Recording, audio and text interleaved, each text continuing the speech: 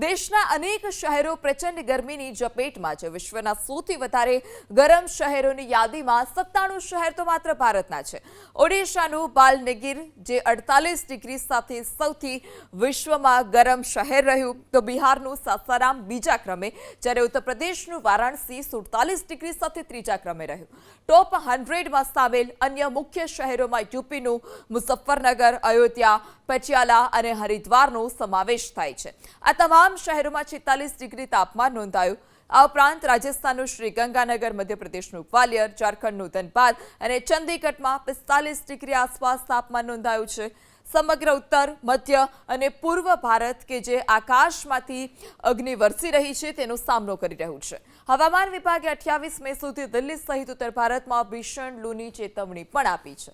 આ અસહ્ય ગરમીને કારણે દેશની હોસ્પિટલોમાં ઝાડા ઉલટી અને ડિહાઇડ્રેશનના દર્દીઓની લાંબી લાઈનો પણ જોવા મળી।